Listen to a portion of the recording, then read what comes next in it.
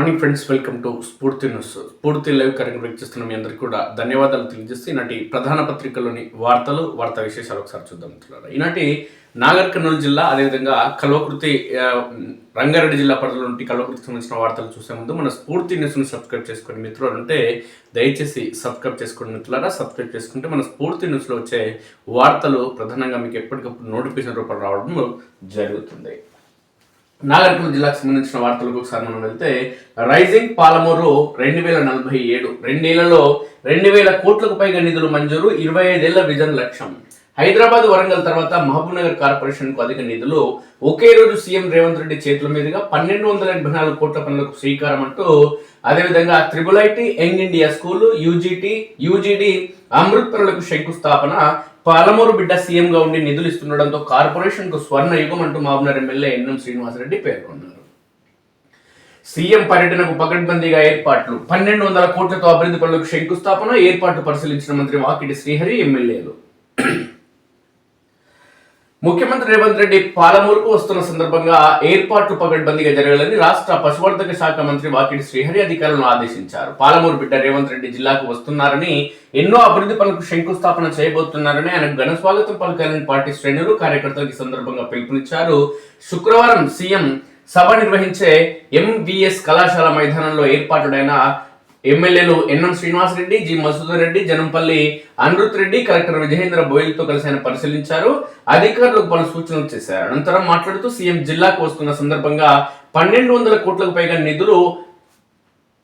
విలువైన నిధులు పనులకు సంబంధించి శంకుస్థాపన చేయబోతున్నారని, ఇంత మొత్తంలో పాలమూరుకు నిధులు ఇచ్చిన సందర్భం గతంలో లేదన్నారు. జిల్లా బిడ్డ ముఖ్యమంత్రి కావడం పాలమూరుకు అదృష్టమని ఈ సందర్భంగా పేర్కొన్నారు. జడ్చర్ల చిట్టబోయినపల్లి వద్ద 200 కోట్లతో చేపట్టబోయే IIITకి ముఖ్యమంత్రి ముందుగా శంకుస్థాపన చేసి అక్కడి నుంచి ఎంవిఎస్ కళాశాల మైదానం వద్ద పలు అభివృద్ధి కార్యక్రమాలకు శంకుస్థాపన చేస్తారని, ఇందులో నగరానికి సంబంధించిన 603 కోట్లతో అండర్ గ్రౌండ్ డ్రైనేజ్ పనులకు సంబంధించిన ఏర్పాట్లు కూడా దీనికి సంబంధించి చేయనున్నట్టు పేర్కొన్నారు.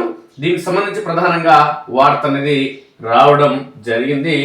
అదేవిధంగా డ్రైనేజీ, అదే 220 కోట్లతో తాగునీటి పథకాలు, 20 కోట్లతో ఇంటిగ్రేటెడ్ రెసిడెన్షియల్ పాఠశాల పనులకు సీఎం శంకుస్థాపన చేస్తారని పేర్కొన్నారు. సీఎం సభకు కార్యకర్తలు, పాలమూరు ప్రజలు అధిక సంఖ్యలో తరలి రావాలని సందర్భంగా కోరారు. జడ్చర్ల మండలం చిట్టబోయినపల్లి సాంఘిక సంక్షేమ బాలికల గురుకుల పాఠశాల సమీపంలో జరిగే శంకుస్థాపన కార్యక్రమ ఏర్పాట్లు మంత్రి వాకిటి శ్రీహరి, ఎమ్మెల్యేలు, కలెక్టర్ తదితరులతో కలిసి ఆయన పరిశీలించారు. భారీ బందోబస్తు, ముఖ్యమంత్రి రేవంత్ రెడ్డి పర్యటన సందర్భంగా పోలీస్ శాఖ భారీ బందోబస్తు ఏర్పాటు చేసింది.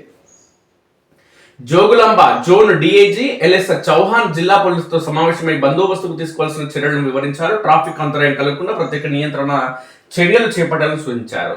1184 మంది పోలీసులతో బందోబస్తు నిర్వహించనున్నారు. కార్యక్రమంలో నాగర్ కర్నూలు ఎస్పీ సంగ్రామ్ సింగ్ పాటిల్, అదనపు ఎస్పీ ఎన్బి రత్నం, ఏఆర్ అదనపు ఎస్పీ సురేష్ కుమార్, డిఎస్పీ వెంకటేశ్వర్లు పాల్గొన్నారు. ట్రాఫిక్ ఆంక్షలు కూడా ఉన్నాయి. ముఖ్యమంత్రి రేవంత్ రెడ్డి వస్తున్న సందర్భంగా సీఎం రాక నేపథ్యంలో ఇప్పటికే ట్రాఫిక్ ఆంక్షలు విధించారు.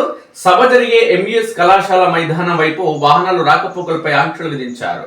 పిస్తా హౌస్ బైపాస్ నుంచి రాయచూర్ రోడ్డు, భూత్పూర్, మహబూబ్ నగర్, అదేవిధంగా పియు నుంచి బైపాస్ మీదుగా పిస్తా హౌస్ వరకు సీఎం పర్యటనకు వచ్చే వాహనాలు మాత్రమే అనుమతించనున్నారు. జడ్చల నుంచి రాయచూర్ వెళ్లే వాహనాలు ఎస్విఎస్ నుంచి నగరంలో నుంచి వెళ్లాల్సి ఉంటుంది. ఇక నాగర్ కర్నూలు నుంచి టౌన్ లోకి వచ్చే వాహనాలు భూత్పూర్ దగ్గర ఎడమకు మళ్ళీ తాటికొండ మీదుగా నగరానికి చేరుకోవాలి. కర్నూలు నుంచి నగరానికి వచ్చే వాహనాలు తాటికొండ మీదుగా నగరానికి చేరుకోవాలని పోలీస్ శాఖ ఆదేశాలు స్పష్టం చేసింది. ఇక 28 నుంచి మన్యంకొండ బ్రహ్మోత్సవాలు ముఖ్యమంత్రి రేవంత్ రెడ్డికి సందర్భంగా ఆహ్వానం పలకడం జరిగింది. ప్రస్తుత ఎమ్మెల్యే శ్రీనివాస్ రెడ్డి, అదేవిధంగా ఏఐసిసి కార్యదర్శి సంపత్ కుమార్ మొన్ననే రోడ్డుకు సంబంధించి పనులు అడ్డుకోవడం జరిగింది. సంపత్ కుమార్ అంటూ పతాక శీర్షికలో వార్త రావడం జరిగింది. ఇక ముఖ్యమంత్రి రేవంత్ రెడ్డి షెడ్యూల్ ఒకసారి చూస్తే, ముఖ్యమంత్రి రేవంత్ రెడ్డి శనివారం మధ్యాహ్నం 1 గంటకు బేగంపేట ఎయిర్పోర్ట్ నుంచి హెలికాప్టర్లు బయటదే వస్తారు. మధ్యాహ్నం 1:35 జడ్చర్ల మండలం చిట్టబోయినపల్లిలో IIIT భవన నిర్మాణానికి భూమి పూజ, ప్రభుత్వ కళాశాల పాఠశాల విద్యార్థులతో సీఎం ముఖాముఖి. 2 గంటలకు అక్కడి నుంచి రోడ్డు మార్గం ద్వారా బయలుదేరి 2:15 గంటలకు ఎంవిఎస్ కళాశాల మైదానానికి చేరుకుంటారు. మధ్యాహ్నం 2:15 నుంచి 2:30 వరకు నగరంలో చేపట్టబోయే అభివృద్ధి పనులకు శంకుస్థాపన, అనంతరం బహిరంగ సభలో ప్రజలను ఉద్దేశించి ప్రసంగిస్తారు. సాయంత్రం 4 గంటలకు రోడ్డు మార్గం ద్వారా కలెక్టరేట్ కు చేరుకుంటారు. 4:30 గంటలకు అక్కడి నుంచి హెలికాప్టర్లు తిరుగు ప్రయాణం కానున్నారు ముఖ్యమంత్రి రేవంత్ రెడ్డి.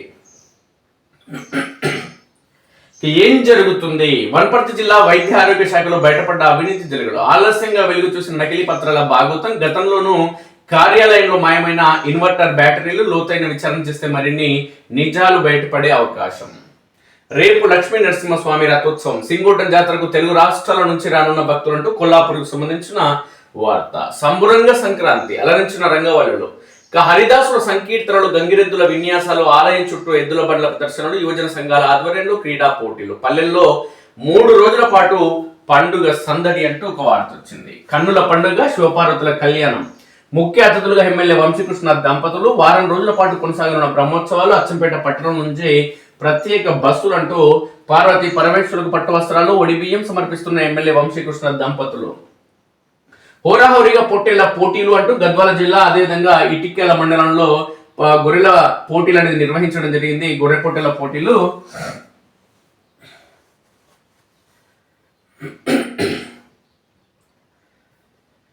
మరికొన్ని వార్తలు చూస్తే రిజర్వేషన్ టెన్షన్ అనేది మొదలైన మిత్రులారా. ఈరోజు మున్సిపాలిటీకి సంబంధించిన రిజర్వేషన్లు రానున్నాయి. దానికి సంబంధించి టెన్షన్ అంటే నా రిజర్వేషన్ నాకు వస్తుందని ఒకవైపు బీసీ వర్గాలకు సంబంధించి చైర్మన్ సీట్లను ఎవరైతే ఆశించడం జరుగుతుందో వాళ్ళు, అదేవిధంగా జనరల్ స్థానంలో వస్తుందనే కోణంలో కొందరు. ప్రధానంగా కల్వకుర్తి మున్సిపాలిటీ కానీ కల్వకుర్తి మున్సిపాలిటీలో ప్రధానంగా బీసీ లేదంటే జనరల్ వస్తుందనే కోణంలో చాలా మంది ఆశావాహులు వెహికల్తో ఎదురు చూడడం జరుగుతుంది. దీంట్లో అధికార పార్టీకి సంబంధించిన ముఖ్య వ్యక్తి బీసీ వర్గానికి సంబంధించిన వ్యక్తి కాబట్టి తన వర్గానికి రావాలి, తాను లేదంటే లేడీస్కి వస్తే తన ఇంట్లో శ్రీమతిని నిలబెట్టాలనే కోణంలో ఒక ప్రయత్నం జరుగుతుంది. కానీ ఎవరికి వాళ్ళ ఇంట్లో వచ్చినా ఓడగొట్టేందుకు ఖచ్చితంగా సిద్ధం కావడం జరుగుతుంది. అన్ని వర్గాలకు సంబంధించిన నాయకులంటూ కల్వకుర్తి నియోజకవర్గ వ్యాప్తంగా చర్చ అనేది కొనసాగుతుంది. దీనికి ప్రధాన కారణం ఏంటి అంటే ఆయన వ్యవహార తీరు కావచ్చు, ఆయన కల్వకుర్తికి చేసినటువంటి సేవలు కావచ్చు, లేదంటే అధికార పార్టీ ప్రతిసారి అధికార పార్టీలో ఉండడం, ఎన్నికల సమయంలో పార్టీలు మారడం కావచ్చు, అనేక మంది నేతలను మార్చడం అనేది జరుగుతుంది. కాబట్టి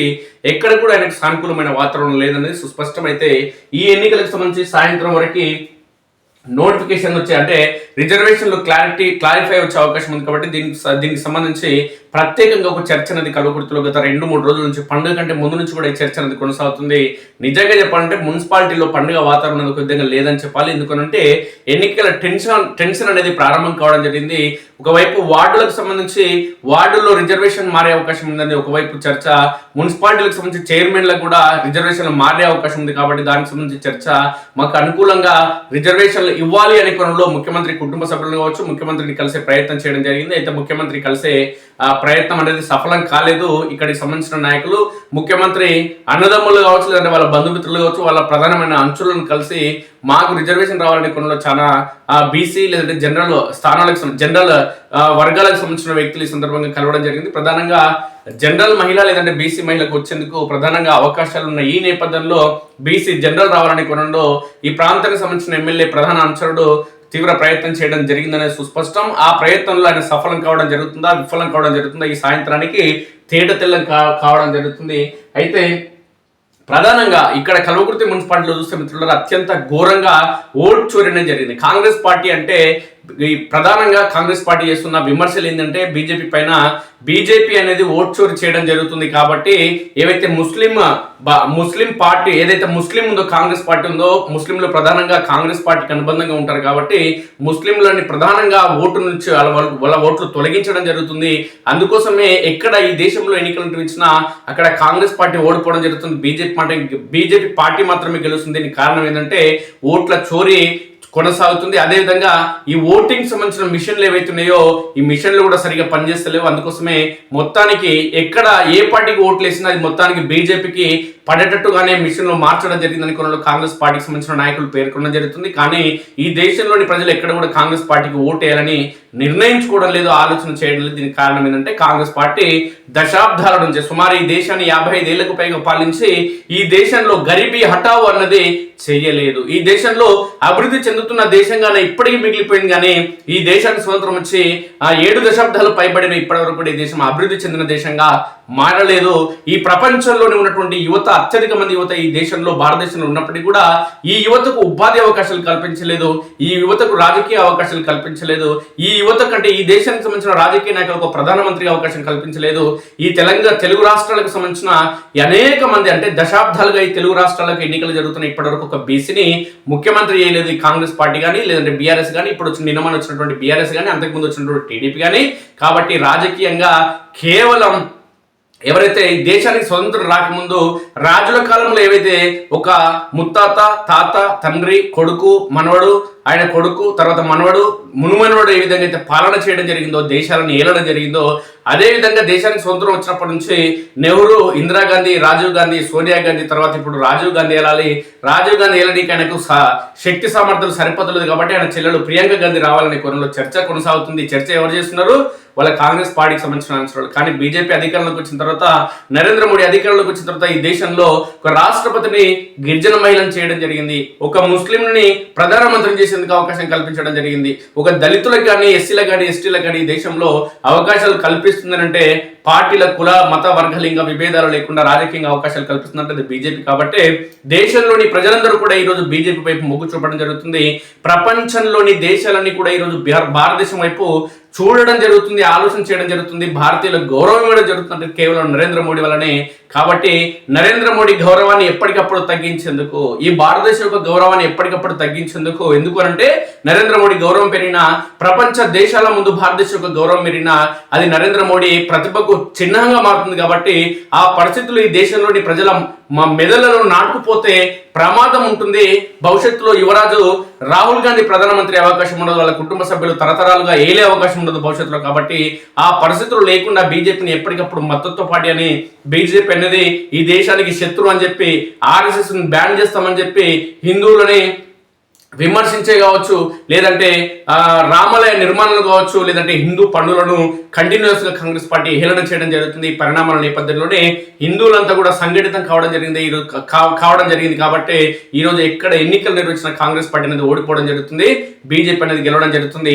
మహారాష్ట్ర మున్సిపల్ ఎన్నికల్లో కూడా మొట్టమొదటిసారిగా ఠాక్రే ఎవరైతే సోదరులు ఉన్నారో, ఉద్ధవ్ ఠాక్రే వాళ్ళ సోదరుడు ఎవరైతే ఉన్నారో వాళ్ళందరినీ తుత్తినీలు చేస్తూ దశాబ్దాలుగా వాళ్ళ ముంబైకి సంబంధించినటువంటి ఏదైతే మున్సిపల్ ఎన్నికలు ఉన్నాయో ఆ ఎన్నికల్లో మొత్తం ఆ పార్టీని ఓడించి దశాబ్దాల పాలన అనంతరం బీజేపీ ఎక్కడ కొలువు తీరడం జరిగింది. వచ్చే ఎన్నికల్లో తెలంగాణ రాష్ట్రంలో కూడా బీజేపీ కనుక ఖచ్చితంగా పావులు కదిపితే, ఖచ్చితంగా ప్లాన్ ప్రకారం వెళ్తే మాత్రం ఖచ్చితంగా తెలంగాణ రాష్ట్రంలో కూడా ఈ పరిస్థితులు రానున్నాయి. అదేవిధంగా కల్వకుర్తి మున్సిపాలిటీలో కూడా ఈ ఎన్నికల్లో బీజేపీ అనేది అత్యంత శక్తివంతమైన పార్టీగా బరిలో నిలవబోతుంది. దానికి సంబంధించి ఎత్తులకు పై ఎత్తులు వేస్తే ఇప్పటికే వ్యూహాత్మకంగా ముందుకు వెళ్ళడం జరుగుతుంది. అందులో భాగంగానే తెలంగాణ రాష్ట్రం ఏర్పడిన తర్వాత కేసీఆర్ చేసినటువంటి జిల్లాల విభజన ఏదైతే ఉందో 33 జిల్లాల ఏర్పాటు చేసినా అది ఎక్కడ కూడా శాస్త్రీయంగా లేని క్రమంలో ముఖ్యమంత్రిగా ఈ కల్వకుర్తి ప్రాంతానికి సంబంధించిన రేవంత్ రెడ్డి ముఖ్యమంత్రిగా బాధ్యతలు చేపట్టిన అనంతరం జిల్లాల విభజన అనేది శాస్త్రీయంగా లేదు కాబట్టి మళ్ళీ జిల్లాల పునర్విభజన జరుగుతుంది అనే క్రమంలో అసెంబ్లీకి సాక్షిగా చెప్పిన నేపథ్యంలో కల్వకుర్తిని కూడా జిల్లాగా ఏర్పాటు చేయాలనే ఒక డిమాండ్తో బీజేపీ పార్టీకి సంబంధించిన జాతీయ నేత, మాజీ రాష్ట్ర ప్రధాన కార్యదర్శి, అదేవిధంగా బీసీ కమిషన్ మాజీ సభ్యుడు తల్లోజు ఆచార్య సందర్భంగా ఒక డిమాండ్ పెట్టడం జరిగింది కాంగ్రెస్ పార్టీ ముందు. అది ఏంటి అంటే కల్వకుర్తి ప్రజల ఆకాంక్ష మేరకు, ఈ ప్రాంత ప్రజల ఆలోచన మేరకు, ఈ ప్రాంత ప్రజల భవిష్యత్ కోసం, ఈ ప్రాంత ప్రజల భవిష్యత్ తరాల కోసం కల్వకుర్తిని, ఈ ప్రాంతానికి సంబంధించిన వ్యక్తి ఈరోజు తెలంగాణ రాష్ట్రానికి ముఖ్యమంత్రిగా ఉన్నారు కాబట్టి కల్వకుర్తిని జిల్లాగా ఏర్పాటు చేస్తే మేము మున్సిపల్ ఎన్నికల్లో ఇప్పుడు కల్వకుర్తిలో కానీ అటు ఆమన్గల్లో కానీ మేము పోటీ చేయకుండా కాంగ్రెస్ పార్టీ వ్యక్తులు చైర్మన్లుగా, కౌన్సిలర్లుగా గెలిచేందుకు, వాళ్ళని గెలిపించేందుకు మేము సహకరిస్తాము. ఇక్కడ మాకు కావాల్సింది బీజేపీ అభ్యర్థులకు కావాల్సింది పదవులు కాదు, ఈ ప్రాంత అభివృద్ధి అంటూ ఈ సందర్భంగా తల్లోజు ఆచారి పేర్కొనడం జరుగుతుంది. మరోవైపు టిఆర్ఎస్ పార్టీకి సంబంధించి ఉద్యమ నాయకుడు, అదేవిధంగా టిఆర్ఎస్ పార్టీ ఏర్పడినప్పటి నుంచి కల్వకుర్తి మండల అధ్యక్షుడిగా కొనసాగుతున్నటువంటి విజయ్ గౌడ్ కూడా ఒక స్పష్టమైన విషయాన్ని నిన్న స్పష్టం చేయడం జరిగింది. అది ఏంటి అంటే కల్వకుర్తిని జిల్లాగా ఏర్పాటు చేయాలని ఒక సంకల్పంతో ఖచ్చితంగా త్వరలోనే ఆమరణ దీక్ష కూడా నేను వెనకాడను ఖచ్చితంగా. దీంట్లో భాగంగా సుమారు ఒక కీలకమైన నిర్ణయం తీసుకునే క్రమంలో సుమారు 1500 మందితో ప్రత్యేక సమావేశాన్ని కూడా త్వరలోనే ఏర్పాటు చేయనున్నట్లు ఈ సందర్భంగా విజయ్ గౌడ్ పేర్కొనడం జరిగింది.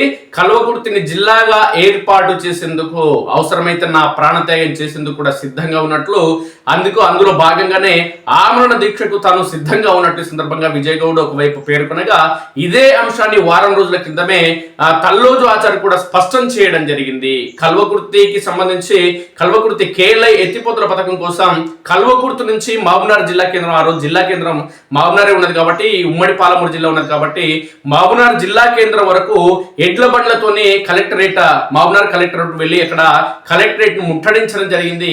అదేవిధంగా ఆర్డీఓ కార్యాలయం కోసం ఆమరణ దీక్ష చేసిన చరిత్ర నాకే ఉంది. కల్వకుర్తిలో ఎవరికి కూడా ఆమరణ దీక్ష చేసిన చరిత్ర లేదు. కల్వకుర్తి ప్రజల సమస్యల పరిష్కారం కోసం నిరంతరం పనిచేసినటువంటి తాను కల్వకుర్తిని జిల్లాగా ఏర్పాటు చేయాలన్న సంకల్పంతో, ఒక ఆశయంతో ఈ ప్రాంత ప్రజల క్షేమం కోసం నేను 6 సార్లు ఎమ్మెల్యేగా పోటీ చేసిన ఈ ప్రాంత ప్రజలు వరుసగా నాకు 3 దఫాలుగా అత్యధిక మంది ఓట్లు వేసి నన్ను 2వ స్థానంలో నిలపడం జరిగింది. కాబట్టి నాపైన ఈ ప్రాంత ప్రజలు ఒక బాధ్యత ఉంచడం జరిగింది.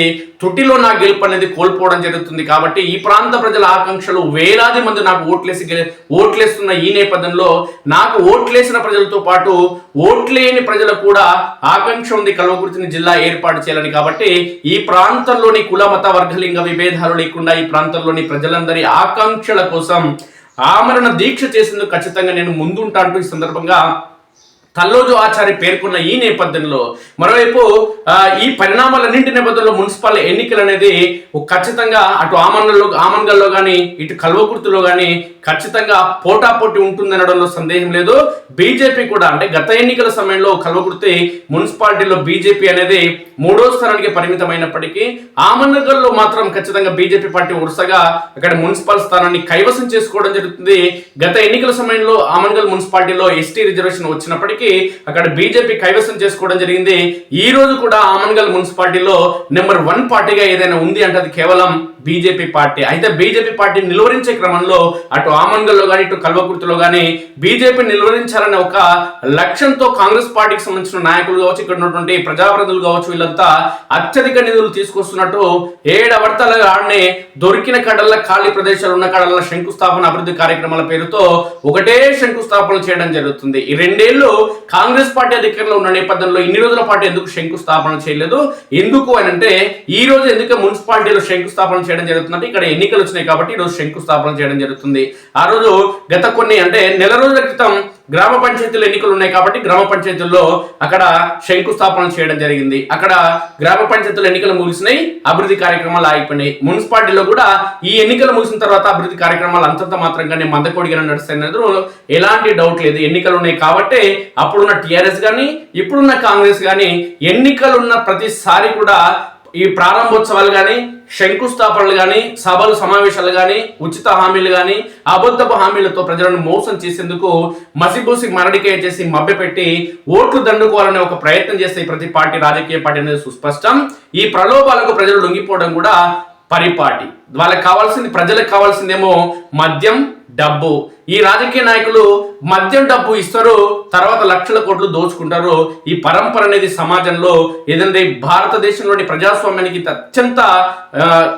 అత్యంత ప్రమాదకరం. కాబట్టి ప్రజలు ఓట్లేసే సమయంలో డబ్బు మద్యం తీసుకోకుండా ఎప్పుడైతే నిలిపివేస్తారో రాజకీయ నాయకులు కూడా గెలిచిన తర్వాత పనులు చేసేందుకు అవకాశం ఉంటుందనేది సుస్పష్టం. అయితే మొత్తానికి మాత్రం అటు మున్సిపాలిటీ ఆమన్గల్లో కానీ ఇటు కల్వకుర్తిలో కానీ 3 ముక్కలు, అంటే మొత్తానికి 3 ముక్కలాట అనేది ఖచ్చితంగా ప్రధానంగా కల్వకుర్తి మున్సిపాలిటీలో 3 ముక్కలాట అనేది కొనసాగుతుంది. ఇటు టిఆర్ఎస్ పార్టీ తరఫున ఒకవైపు Uppala charitable trust chairman Uppala Venkatesh అత్యంత కీలకంగా వ్యవహరించి మున్సిపాలిటీ ఎన్నికల్లో అది డబ్బు సాయం కావచ్చు లేదంటే ప్రచార వ్యూహాలు కావచ్చు ఆయన ఖచ్చితంగా చేస్తాడు. కాబట్టి టిఆర్ఎస్ పార్టీ కూడా బలమైన శక్తిగా, కాంగ్రెస్ పార్టీ అధికారంలో ఉంది కాబట్టి బలమైన శక్తిగా, బీజేపీ కూడా ఆమన్గల్లో అంటే 1 వేలో ఉంది. అక్కడ అంటే బాలకృష్ణ సినిమా ఎట్లా వస్తుంది, నువ్వు నాకు అడ్డొచ్చినా నేను నీకు అడ్డొచ్చినా ప్రమాదం నీకే అని ఏ విధంగా చెప్పడం జరుగుతుందో బాలకృష్ణ సినిమాలో డైలాగు ఆమన్గల్లో కూడా అంతే. ఆ బీజేపీ పార్టీకి కాంగ్రెస్ వచ్చిన టీఆర్ఎస్ వచ్చినా వాళ్ళకే ప్రమాదం తప్ప బీజేపీకి ప్రమాదం లేదు. అక్కడ గెలుస్తుంది ఖచ్చితంగా. కల్వకుర్తిలో కూడా భారీ మొత్తంలో ఇక్కడ సీట్లు కైవసం చేసుకునేందుకు, భారీ మొత్తంలో సీట్లను కొల్లగొట్టేందుకు ఈసారి బీజేపీ వ్యూహాత్మకంగా పావులు కదపడం జరుగుతుంది. అందులో భాగంగా అయితే ఆ వ్యూహాత్మకంగా పావులు కదుపుతున్న ఈ నేపథ్యంలో బీజేపీకి సంబంధించిన తల్లోజు ఆచార్య కానీ, బీజేపీ పార్టీకి సంబంధించిన ముఖ్య నేతలందరూ కూడా గత అసెంబ్లీ ఎన్నికల్లో కానీ అంతకు ముందు నుంచి కానీ బీజేపీ పార్టీకి సంబంధించిన ముఖ్య నేతలు ఎవరైతే ఉన్నారో ఈ నేతల మధ్య సమన్వయం అనేది లేదు, మనస్పర్ధలు అనేది ఉన్నాయి. కాబట్టి కనీసం ఈ ఎన్నికల సమయంలోనైనా మనస్పర్ధలు కానీ అవన్నీ కూడా ఈగోలు పక్కన పెట్టి అందరూ కూర్చొని మాట్లాడుకొని బీజేపీ పార్టీ కోసం గట్టి ప్రయత్నం చేస్తే, మూకుమ్మడిగా ఎన్నికల ప్రచారంలో అందరూ కలిసిపోతే బీజేపీ పార్టీ ఖచ్చితంగా ఇక్కడ మెరుగైన స్థానాలు వస్తాయి.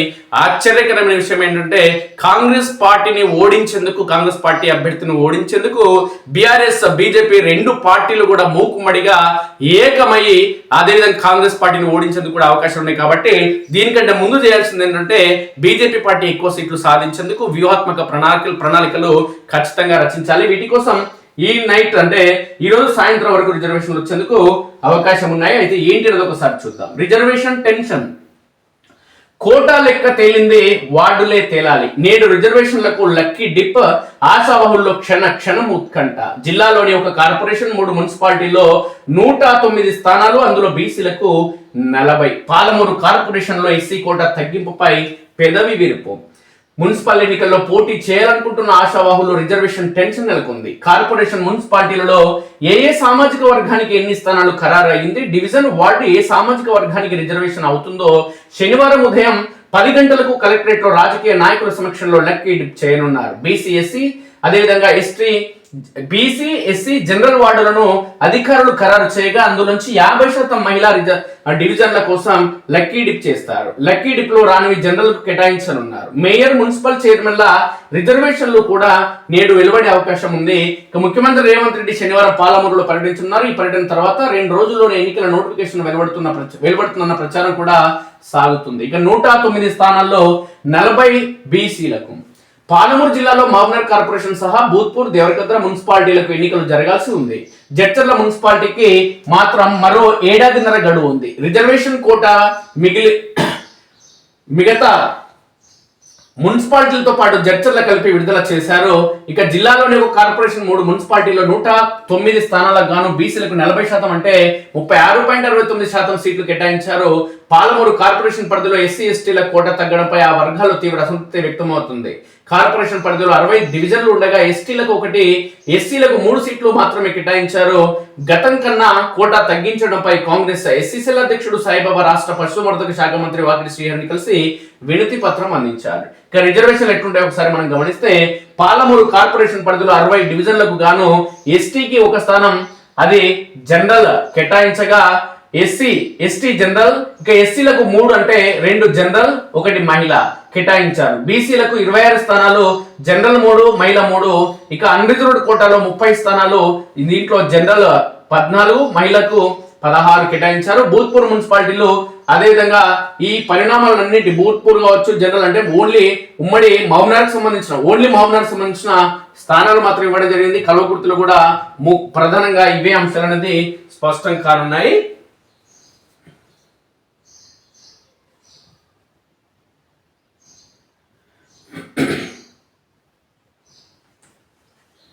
అదుపు తప్పిన కంటైనర్ లారీ ఆర్టీసీ బస్సు బైక్లకు కంటైనర్ ఢీ.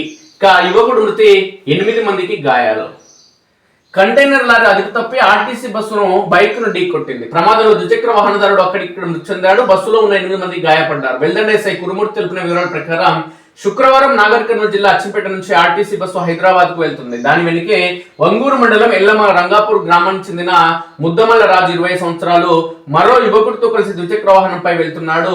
వెల్దండ మండలంలోని పెద్దాపూర్ సమీపంలో ఎదురుగా వస్తున్న కంటైనర్ లారీ అదుపు తప్పి మొదట బస్సును తర్వాత బైక్ ను ఢీకొట్టింది. దీంతో రాజు అక్కడికక్కడే మృతి చెందాడు. బస్సులో ఉన్న అచ్చంపేటకు చెందిన సుదర్శన్, శృతి, సందీప్, హైదరాబాద్ కు చెందిన చిక్కుడు సాయి ప్రవీణ్, అదేవిధంగా నాగర్కర్నూలు చెందిన అన్వేష్ రెడ్డి, దేవరకొండకు చెందిన పవన్ కుమార్, వెల్దండ మండలం శంకరకొండ తండాకు చెందిన గోపాల్, జగపతిలు గాయపడ్డారు. సమాచారం అందుకున్న పోలీసులు సంఘటన స్థలానికి చేరుకుని క్షతగాత్రులను కనుగొట్టి ప్రభుత్వ ఆసుపత్రి తరలించారు. మద్యం మత్తులో లారీలోనే ఉన్న డ్రైవర్ను అదుపులోకి తీసుకుని పోలీస్ స్టేషన్ తరలించారు. మృతి చెందిన రాజు హైదరాబాద్ లోని HDFC బ్యాంకులో పనిచేస్తున్నాడు. అతనికి ఇటీవల వివాహ నిశ్చితార్థం జరిగినట్లు గ్రామస్తులు తెలిపారు. పండుగకి ఇంటికి వచ్చిన రాజు హైదరాబాద్ కు వెళ్తూ రోడ్డు ప్రమాదంలో మృతి చెందాడు. అతని తల్లి ముద్దమల్ల పద్మ ఫిర్యాదు మేరకు కేసు నమోదు చేసుకుని దర్యాప్తు చేస్తున్నట్లు సందర్భంగా ఎస్ఐ తెలిపారు. వ్యక్తి అనుమానాస్పద మృతి కల్వకుర్తి పట్టణంలోని ఝాన్సీ లక్ష్మీబాయి JLB ప్రాంతానికి చెందిన శివరాం 30 సంవత్సరాల అనుమానాస్పద స్థితిలో మృతి చెందాడు. అతడు 2 ఏళ్లుగా వెల్దన మండలం రాచూరు గ్రామంలోని 33/11 kV విద్యుత్ సబ్ స్టేషన్ లో ఆపరేటర్ గా పనిచేస్తున్నాడు. శుక్రవారం మధ్యాహ్నం విధులకు హాజరు కావాల్సి ఉండగా గురువారం రాత్రి ఇంట్లో అతడు మృతి చెందాడు. మృతుడు శివరాంకు భార్య 2 పిల్లలున్నారు. మృతికి గల కారణాలు తెలియాల్సి ఉంది. సంఘటనపై ఎస్ఐ మాధవరెడ్డిని వివరణ కోరగా తమకు ఎలాంటి ఫిర్యాదు అందలేదని తెలిపారు. ఇలాంటివి అందం ఆయన, ఎందుకంటే బిజీ సార్, చాలా బిజీ ఉంటాడు. ఓన్లీ ఎమ్మెల్యేలు ఎంపీలు వస్తే మాత్రమే సార్ కొంచెం పని. శ్రీశైలానికి వెళ్తుండగా ట్రాక్టర్ ను ఢీకొన్న కారు యువకుడి మృతి, 2 తీవ్ర గాయాలు. కల్వకుర్తి మండలంలో దుర్ఘటన. నేడు బ్రహ్మోత్సవాల ప్రారంభం ఊరుకొండకు సంబంధించి. పెళ్లి ఆగిపోయిందని యువకుడు మృతి అంట. నువ్వు పోతేనే బెస్ట్ రా బాబు, ఇన్నడైనా పోయేటో. నేను పెళ్లి చేసుకున్న తర్వాత పోయినావు అనుకో, నీ పిల్లలకి కూడా ఇబ్బంది. ఇప్పుడు పోయినందుకో నీ తల్లిదండ్రులే బాధపడతారు. పెళ్లి చేయకపోతే ఎవరైనా చనిపోతారా బాబు, ఏం మనుషులరా. మున్సిపాలిటీ పైన కాంగ్రెస్ జెండా ఎగిరేసమంటున్నాడు ముఖ్య నాయకుడు. ఊళ్ళో సర్పంచ్ గెలిపించుకోలేదంట, మున్సిపాలిటీలో గెలిపిస్తాడంట. సర్పంచ్ గెలవలే ఊళ్ళో, అధికార పార్టీ కథా కార్ఖానా. ఇంకా రాష్ట్ర స్థాయి అంశాలకు సంబంధించిన వార్తలు ఒకసారి చూద్దాం. భూభారతి కేసులో 15 మంది అరెస్ట్, పరారీలో మరో 9 మంది నిందితులు. జనగామ కేంద్రంగా రిజిస్ట్రేషన్ చలానా మోసాలు, 3.90 కోట్ల సర్కారు ఆదాయం దారి మళ్లింపు. మొబైల్ అప్లికేషన్ ద్వారా ఖజానాకు గండి వరంగల్ పోలీస్ కమిషనర్ సల్ప్రీత్ సింగ్ వెల్లడి. కొట్లాట కాసులు రాల్చిన కోడి కూత, తెలంగాణ వాసుల రాకతో మరింత జోష్. పండుగ 3 రోజులు బరిలోనే గోదావరి. ఏపీలో 2000 కోట్ల పందాలు. తాడేపల్లిగూడెంలో ఒకే పందెం 1.53 కోట్లు. గుండాట పేకాట్లలో 500 కోట్లు. కృష్ణాలో 800 కోట్లు. పశ్చిమలో 300 కోట్లు. బాపట్లలో 200 కోట్ల పంద్యాలు. ఫామ్ హౌస్ లో శుక్రాచార్యుడు, అసెంబ్లీలో మారీచుడు, సుబాహుడు ప్రభుత్వాన్ని ఇబ్బంది పెడుతున్నారు. నేడు పాలమూరుకు ముఖ్యమంత్రి పర్యటన. ఇక ముఖ్యమంత్రి సందర్భంగా మాట్లాడుతూ వారికి రాజకీయ సమాధి తప్పదు, 2034 వరకు రాష్ట్రంలో ప్రజా పాలనే, రాష్ట్ర అభివృద్ధి కోసం ఎవరినైనా కలుస్తా, ప్రధాని మోదీని కలుస్తుంది. అందుకే నాగోబా జాతరకు మరో 22 కోట్లు మంజూరు. 300 కోట్లతో మేడారం ఆలయ పునర్నిర్మాణం. నిర్మల్ బహిరంగ సభలో ముఖ్యమంత్రి రేవంత్. ఇక సబర్మాట్ బ్యారేజీని ప్రారంభించిన సీఎం. చనక కొరాట ఆయకట్టుకు పెన్గంగా జలాలు. హత్తిఘాట్ పంప్ హౌస్ ను ప్రారంభించిన సీఎం. నేడు పాలమూరుకు ముఖ్యమంత్రి 1423 కోట్లతో జిల్లాలో పలు అభివృద్ధి పనులకు శంకుస్థాపన. మహబూబ్నగర్ కార్పొరేషన్ లో 1284 కోట్ల పనులకు శ్రీకారం. రేపు పాలేరుకు సీఎం, JNTU భవనాలకు శంకుస్థాపన అంటూ వార్త. ఉద్యోగులే వారధులు సారథులు. ప్రజాపాలనలో 70,000 కొలువుల భర్తీ. TGPSCని సమూలంగా ప్రక్షాళన చేశాం. స్వప్రయోజనాల కోసమే పనిచేసిన గత పాలకులు. కొలువుల పండుగ కార్యక్రమంలో సీఎం రేవంత్ రెడ్డి. 1370 మంది గ్రూప్ 3 విజేతలకు నియామక పత్రాలు అందజేత. సదరన్ కమాండ్ సెంటర్ ను హైదరాబాద్ కు మార్చండి. దేశ భద్రతా అంశాల్లో సహకరించేందుకు తెలంగాణ ముందుంటుంది. 10 ఏళ్లుగా రాష్ట్రానికి ఒక సైనిక పాఠశాల ఇవ్వలేదు. ఆర్మీ ఉన్నతాధికారులతో భేటీలో ముఖ్యమంత్రి రేవంత్. నచ్చినోళ్ళకే నైని బ్లాక్. 25 ఏళ్ల కాలానికి ఓబీ తొలగింపు. బొగ్గు ఉత్పత్తి రవాణా కోసం టెండర్ వేసే సంస్థలు గని సందర్శించాలని సింగరేణి సంస్థ నుంచి ఆ మేరకు ధృవీకరణ పత్రం తీసుకోవాలని అసాధారణ నిబంధన. బ్లాక్ ను సందర్శించిన 16కు పైగా సంస్థలు ఇంకా ఎవరికి అందని సర్టిఫికేట్. ఆఖరి నిమిషంలో కావాల్సిన సంస్థకు సర్టిఫికేట్ ఇచ్చి బ్లాక్ కేటాయించే ప్లాన్. అదాన్ని ముందు పెట్టి ప్రతిమా శ్రీనివాస్ కట్టబెట్టేందుకు గతంలో ప్రయత్నాలు. అప్పట్లో ఢిల్లీ దాకా వెళ్లి ఆ ప్రయత్నాలు అడ్డుకున్న కోమటిరెడ్డి వెంకటరెడ్డి. 10 అంతస్తులు దాటితే DPR తప్పనిసరి. 11వ అంతస్తు నుంచి బిల్డప్ ఏరియాలో 10% మేర. TDR బాండ్ల గిరాకీ పెంచేలా సర్కారు కీలక నిర్ణయం. వినియోగ పరిధి QR వరకు పెంపు. ఉత్తర్వులు జారీ. ప్రభుత్వ వినియోగాలపై తగ్గనున్న ఆస్తుల సేకరణ భారం. FTL భూములకు 200%, బఫర్ జోన్ పరిధిలో 300%. ఇక దానికి ఆవల భూములకు 400 TDR. మీకు ఇదే చివరి ఛాన్స్. బీఆర్ఎస్ ఎమ్మెల్యేల అనర్హత పిటిషన్లపై తేల్చండి. 4 వారాల్లో అనర్హత నిర్ణయం తీసుకోండి. విచారణ పురోగతిని 2 వారాల్లో తెలియజేయండి. శాసనసభ స్పీకర్ సుప్రీంకోర్టు ఆదేశాలు. కోర్టు గిట్లా ఉంది. ఎవరికైనా పేదోళ్లకు ఛాన్స్ ఇస్తుందా కోర్టు? ఎవరైనా ప్రతిపక్ష నాయకుడికి ఛాన్స్ ఇస్తుందా కోర్టు? ఎవరు బలహీన వర్గాల కోసం ఛాన్స్ ఇస్తుందా కోర్టు? రాజకీయ పార్టీలకేమో మళ్ళీ ఛాన్స్ ఇస్తుంది.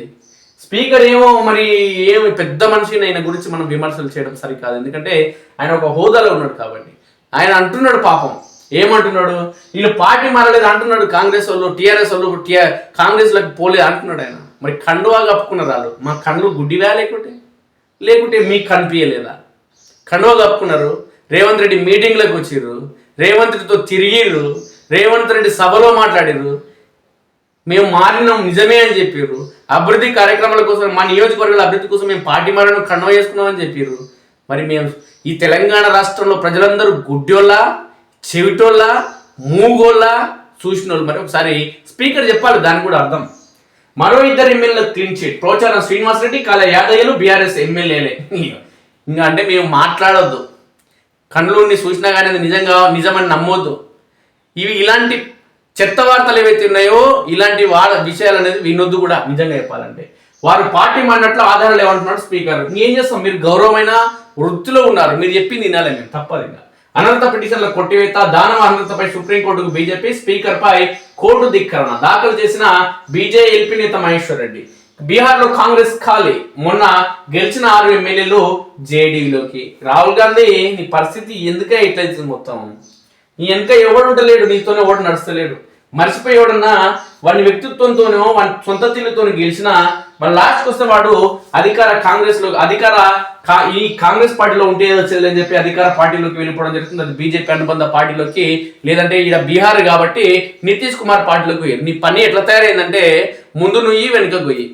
ఎక్కడ అంటే ముందు పోతేనేమో నువ్వు అంటే పైకి లేవడానికి నీకు చేత కాదు, వెనక గొయ్యి ఉంది, దాంట్లో నీళ్లు ఉన్నాయో నిప్పుందో తెలియదు, నీకు పైకి రావడానికి రాదు, అందులో నీళ్ళు గిట్టుంటే నీకు ఈత కూడా కూడా రాదు. నీ పరిస్థితి అట్లా తయారైంది. అందుకే నీ సొంత బావ అంటే మీ చెల్లె వాళ్ళ హస్బెండ్ ఏమంటున్నాడు అంటే, రాహుల్ గాంధీతో అయ్యేది ఏమీ లేదనే కొనలో ఆయన మాట్లాడకుండా పరోక్షంగా ఏమంటున్నాడంటే, నా భార్య ప్రియాంక గాంధీ లక్షణాలు, ఇందిరాగాంధీ ఏవైతే లక్షణాలు ఉన్నాయో అవే లక్షణాలు నా భార్యలో ఉన్నాయి, నా భార్యని దేశ ప్రధానమంత్రి కావాలని చెప్పి కాంగ్రెస్ వాళ్ళు అనుకుంటున్నారని చెప్పి మీ బావ అంటున్నాడు. అంటే నీకు చేత కాదని చెప్పి మీ బావ ఆల్రెడీ సర్టిఫికేట్ ఇచ్చింది. నీ పరిస్థితి గిట్ట తయారైంది.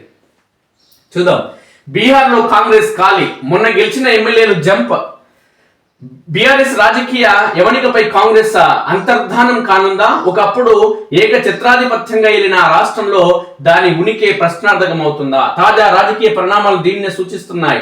243 స్థానాల అసెంబ్లీకి గత ఏడాది నవంబర్లో జరిగిన ఎన్నికల్లో ఆర్జేడీతో పొత్తుతో 61 చోట్ల పోటీ చేసిన కాంగ్రెస్ అతి కష్టం మీద 6 స్థానాల్లో గెలిచింది. ఇప్పుడు 6 ఎమ్మెల్యేలు కూడా 6 ఎమ్మెల్యేలు కూడా వారిలో సురేంద్ర ప్రసాద్ కుషాహా, వాల్మీకి నగర్, అభిషేక్ రంజన్ చంపాతియా, మనోజ్ బిస్వాస్ ఫోర్బ్గంజ్, అబిదుర్ రహమాన్ అరారియా, కమ్రూల్ హోదా కిషన్గంజ్, మనోహర్ ప్రసాద్ సింగ్ మణిహరి పార్టీ ఫిరాయిస్తున్నట్లు వస్తున్న వార్తల పార్టీ శ్రేణిలో కలకలం రేపుతున్నాయి.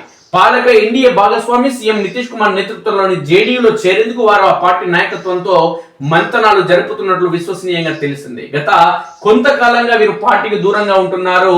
విపి జి రామ్జీ చట్టానికి వ్యతిరేకంగా కాంగ్రెస్ తలపెట్టిన దేశవ్యాప్త ఆందోళనకు డుమ్మా కొట్టారు. పార్టీపై వారిలో అసంతృప్తి పతాక స్థాయికి చేరిందని, తమ నాయకత్వంతో గుట్టుగా మంతనాలు జరుపుతున్నారని జేడీయూ సీనియర్ నేత ఒకరు వెల్లడించారు. అయితే ఆయన వ్యాఖ్యలను సిఎల్పి మాజీ చైర్మన్ షకీల్ అహ్మద్ ఖాన్ తోసిపుచ్చారు. ఉపాధి హామీ పథకం రద్దుకు వ్యతిరేకంగా తాము చేస్తున్న ఆందోళన నుంచి ప్రజల దృష్టి మరలించేందుకు ఎన్డీఏ ఇలాంటి వార్తలను ప్రచారం చేస్తుందని ఏఐసిసి బీహార్ కార్యదర్శి షానవాజ్ ఆలం ఆరోపించారు. ఆ ఎమ్మెల్యేలు కనుక జేడీలోకి ఫిరాయిస్తే స్వాతంత్రానికి ముందు కానీ తర్వాత కానీ తొలిసారి రాష్ట్ర అసెంబ్లీలో కాంగ్రెస్ కు ప్రాతినిధ్యం లేకుండా పోనుంది. అది మీ పరిస్థితి. ఎంత కష్టం వచ్చిందా రాహుల్ గాంధీ.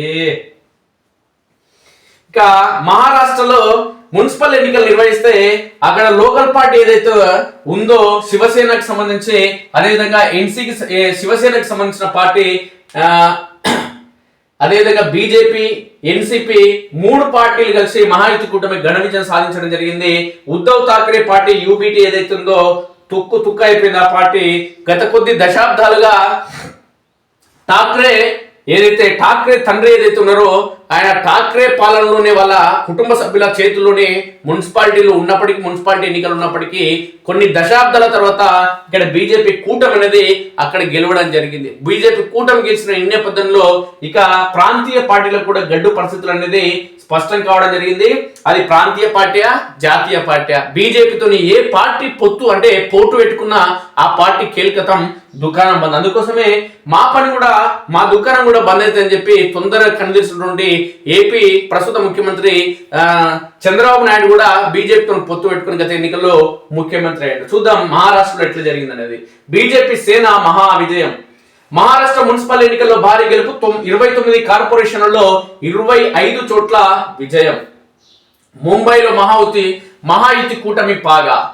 మహారాష్ట్ర మున్సిపల్ ఎన్నికల్లో బీజేపీ, శివసేన, ఎన్సీపీల మహాయుతి కూటమి ఘన విజయం సాధించింది. రాష్ట్రంలోని 29 మున్సిపల్ కార్పొరేషన్లకు గాను 25 కార్పొరేషన్లను కైవసం చేసుకుంది. గురువారం జరిగిన ఈ ఎన్నికల ఫలితాలను శుక్రవారం ప్రకటించారు. ముఖ్యంగా అత్యంత కీలకమైన బృహన్ ముంబై మున్సిపల్ కార్పొరేషన్ బిఎంసీలో దాదాపు 25 ఏళ్ల తర్వాత ఉమ్మడి శివసేన ఆధిపత్యానికి బీజేపీ గండి కొట్టింది. గత 25 ఏళ్లుగా ఉమ్మడి శివసేనని ఇక్కడ అధికారం చెలాయిస్తూ వచ్చింది. తాజా ఎన్నికల్లో ఇక్కడ సొంతంగా మెజార్టీ సాధించకపోయినా బీజేపీ అతిపెద్ద పార్టీగా అవతరించింది. బీజేపీ 88 వార్డులు గెలిచింది. రెండవ స్థానంలో ఉద్ధవ్ ఠాక్రే నేతృత్వంలోని శివసేన యూబీటీ నిలిచింది. ఆ పార్టీ 67 చోట్ల విజయం సాధించింది. ఉప ముఖ్యమంత్రి ఏక్నాథ్ షిండే నేతృత్వంలోని శివసేన 28 వార్డులు గెలిచి మూడో అతిపెద్ద పార్టీగా నిలిచింది. కాంగ్రెస్ పార్టీ 24 స్థానాలు, మహారాష్ట్ర నవనిర్మాణ సేన ఎంఎన్ఎస్ 6, ఎన్సీపీ 3, ఎన్సీపీ ఎస్పీకి సంబంధించి ఒక చోట, ఇతరులు 10 చోట్ల గెలుపొందారు. దేశంలోని అత్యంత ధనిక కార్పొరేషన్ అయిన బిఎంసీలో 227 వార్డులు ఉన్నాయి. Majority mark 114. బీజేపీ, శివసేన, ఎన్సీపీలకు వచ్చిన సీట్లు కలిపితే మెజార్టీ మార్క్ లభిస్తుంది. ఇక మిగిలిన మున్సిపల్ కార్పొరేషన్లలో ఎక్కువ శాతం మహాయుతి కూటమే గెలిచింది. రాష్ట్ర వ్యాప్తంగా 2869 వార్డులు ఉండగా BJP 1440, Shiv Sena 404, Congress 318, Shiv Sena UBT 156, NCP 164, NCP ఎస్పీకి సంబంధించి 36, ఎంఎన్ఎస్ 14, విబిఏ 15, ఇతరులు 322 చోట్ల గెలుపొందారు. బీజేపీ గెలుపై ప్రధాని మోదీ హర్షం వ్యక్తం చేశారు. ఈ ఫలితాలే కేంద్రంలోని ఎన్డీఏ కూటమి ప్రభుత్వ పని తీరుకు దక్కిన మద్దతు సందర్భంగా పేర్కొన్నారు. కాగా తమిళనాడు బీజేపీ నేత అన్నామలై బిఎంసీలో ప్రచారం చేసిన 3 చోట్ల బీజేపీ విజయం సాధించింది. ఠాక్రే గాడు ఎడబెట్టుకుంటాడు ముఖం. ఈడ ఏం మాటలు మాట్లాడిండు? లుంగి కట్టినోని రాణ్యం, ఇక్కడ లుంగి కట్టినోని కథ ఎందుకు చూస్తామని అడ్డగోలిగా మాట్లాడిన ఠాక్రే గాడు. ఈయన బతుకు బస్టాండ్ అయింది. ఈయన సొంత అన్నదమ్ములు కూడా ఈయన దగ్గర రానియాలి. వీళ్ళ నాయన ఉన్నప్పుడు బాల్ ఠాక్రే కూడా ఈయన దగ్గర రానియాడు. వీడు కరెక్ట్ వాడు కాదని చెప్పి, వీడు లుంగీలు కట్టుకున్న వాళ్ళు వచ్చిన వాళ్ళని మొత్తం ఊడదీసి కొడతామని చెప్పి మాట్లాడండి. వీడు లుంగి కట్టుకొని వచ్చిన వాళ్ళ బ్యాండ్ బజాయిస్తామని మాట్లాడండి వీడు. కానీ అన్నామలై అత్యంత సౌమ్యంగా మాట్లాడాడు. మేము బజాయించడానికి భారతీయులం రా, మేమంతా మనందరం ఒకటేరా, ఇది మొత్తం భారతదేశం రా, ఎక్కడైనా ప్రచారం చేయడానికి నేను వస్తారా, నీకు దమ్ముంటే నేను ముంబైకి వస్తా, నువ్వు కాళ్ళు ఇరుకొడుతున్నావు కదా ఠాక్రేగా, కాళ్ళు ఇరుకొడితే ఇంకా రా, ఇరుకొట్ట నీకు రారా అని చెప్పిండు ఆయన. నోరు లేదు పాడలేదు. అన్నామలై ప్రచారం చేసిన ప్రతి చోట బీజేపీ గెలిచింది. సిగ్గుడాగర ఠాక్రే ఎందుకు అడ్డగోలే మాటలు మాడతావు, పంచగట్టుకున్నాడు అని చెప్పి, పాయింట్ వేసుకున్నాడు అని చెప్పి, వాడిని కాళ్ళు ఇరుకొడతా అని చెప్పి ఏమంటారు అడ్డగోలే మాటలు. ఫలితం ఇవ్వని పునరీకరణలు. ఈ ఎన్నికల కోసం 2 ప్రధాన పార్టీలోని చీలిక వర్గాలు చేతులు కలిపాయి. 20 ఏళ్ల తర్వాత ఉద్ధవ్ ఠాక్రేతో మహారాష్ట్ర నవనిర్మాణ సేన ఎంఎన్ఎస్ అధినేత రాజ్ ఠాక్రే కలిసిపోయారు. అలాగే అజిత్ పవార్ నేతృత్వంలోని నేషనలిస్ట్ కాంగ్రెస్ ఎన్సీపీ, శరద్ పవార్ నేతృత్వంలోని ఎన్సీపీ ఎస్పీ వర్గాలు కూడా కలిసిపోయాయి. అయినా ఎన్నికల్లో వీరు ప్రభావం చూపలేకపోయారు. మహారాష్ట్ర మున్సిపల్ ఎన్నికల్లో తమ అభ్యర్థులు 112 మంది గెలిచినట్లు మజ్లిస్ పార్టీ ప్రకటించింది. కాగా ఈ ఎన్నికల్లో ఈసీ బీజేపీ శివసేనకు అనుకూలంగా వ్యవహరించిందని రాహుల్ గాంధీ ఆరోపించారు. ఏమయ్యా రాహుల్ గాంధీ, ఏమన్నా గెలువయ్యా స్వామి, ఏమన్నా గెలిచి ఆ ఈసీ బీజేపీల కోసం పనిచేస్తుందని చెప్పి, ఈ దేశ ప్రజలు మీకు ఓట్లు వేస్తలేరని చెప్పి ఇవన్నీ సాకులు చెప్పడం మర్చిపోవాయా రాహుల్ గాంధీ. నీ జీవితం అంతా సాకులేనా? నువ్వు నేతృత్వంలో నీ పార్టీ ముఖ్య అధినేతగా నువ్వు ఎప్పుడైతే ఎదిగినవో ఆ పార్టీని సర్వనాశనం అయిపోతుంది. నువ్వు ఎక్కడ ప్రచారం చేసినా నీకు ఎవ్వడు ఓట్లు వేస్తలేడు. ఎవ్వడు ఓట్లు వేసి మీ పార్టీని ఎక్కడ చూసినా ఓడిస్తారు. కాబట్టి ఏమన్నంటే ఓట్లు సరిగా జరుగుతలేవు, మోడీ వాళ్ళు బీజేపీ వాళ్ళు ఓట చోరీ చేస్తున్నారు. ఎందుకు చెప్తావా సాకులు? రాహుల్ గాంధీ కాదు, నువ్వు సాకుల గాంధీ అయిపోయినావా. నీ బతుకట్లు అయిపోయింది. ఏం చేస్తుంది చెప్పు? సాకుల గాంధీ నువ్వు. హిందీనా ఇది మహారాష్ట్ర భాయ్ అమీర్ ఖాన్.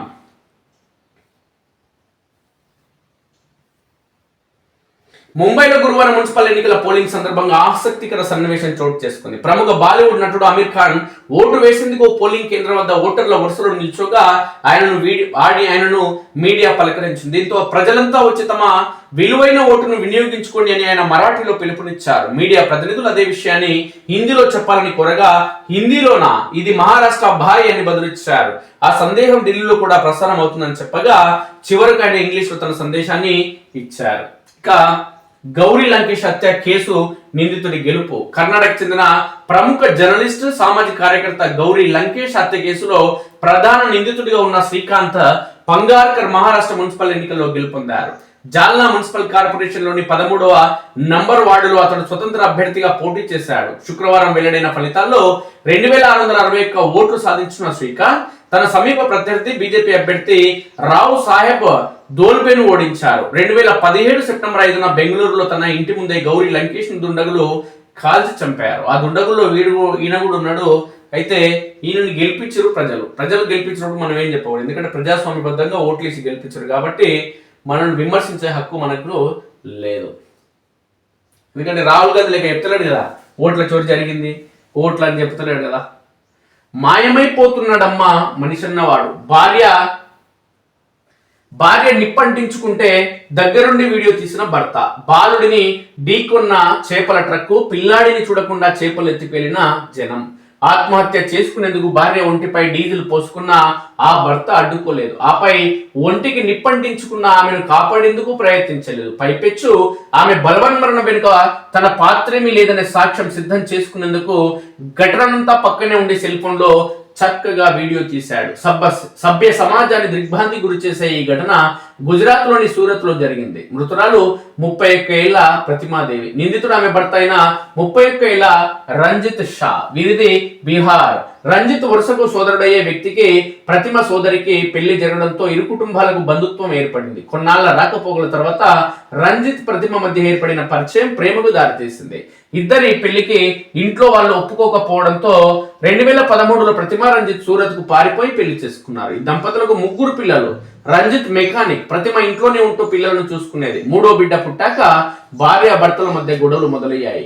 జనవరి 4న పొరుగింటోల్లో మేడ మీద ఆరబెట్టిన గోధుమలను రంజిత్ ప్రతిమ పిల్లలు చిందరవందరగా చేశారు. పిల్లలను రంజిత్ తిట్టిపోశాడు. బయటకు వెళ్ళనీయకుండా బంధించాడు. తగదని ప్రతిమ వాదించిన రంజిత్ వినిపించుకోలేదు. ఈ విషయంలో భార్యాభర్తలు గొడవ పడ్డారు. ఈ క్రమంలో ఇంట్లో తాను క్యాన్ లో డీజిల్ తెచ్చి పెట్టానని ఒంటి మీద పోసుకుని నిప్పంటించుకొని చచ్చిపోతా అంటూ భార్యను రంజిత్ రెచ్చగొట్టాడు. అతడి మాటలకు తీవ్ర మనస్తాపం చెందిన ప్రతిమ అలానే చేసింది. మంటలతో తీవ్రంగా గాయపడిన ఆమెను స్థానికులు ఆసుపత్రి తరలించారు.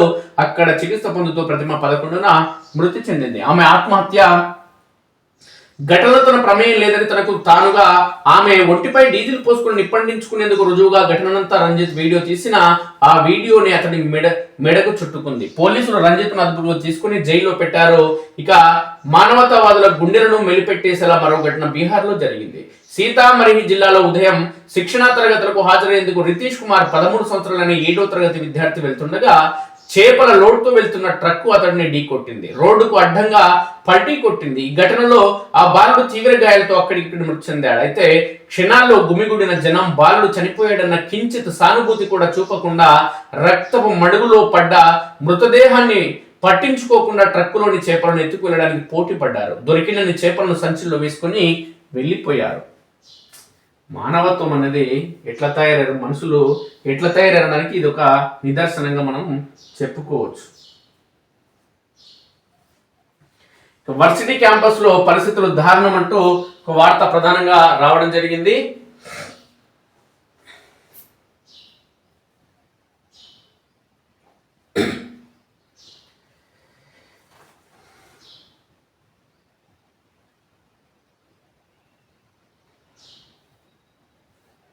పైసలుంటే మెడికల్ పీజీ సీటు పక్క. జనరల్ ఈడబ్ల్యూఎస్ కట్ ఆఫ్ మార్కులు 276 నుంచి 103కు తగ్గింపు. ప్రైవేట్ మెడికల్ కాలేజీలకు లబ్ధి చేకూరేలా కేంద్రం కట్ ఆఫ్ నిర్ణయం. 5 కోట్లుంటే ఎన్ని మార్కులు వచ్చిన సీటు గ్యారంటీ. ప్రజల ప్రాణాలతో చిలగాటం ఆడుదంటున్న సీనియర్లు యూనియన్లు. ఫామ్ హౌస్ కేంద్రంగా సర్కార్ను బదనం చేసే కుట్ర అంటూ ముఖ్యమంత్రి రేవంత్ రెడ్డి ఒక వార్త.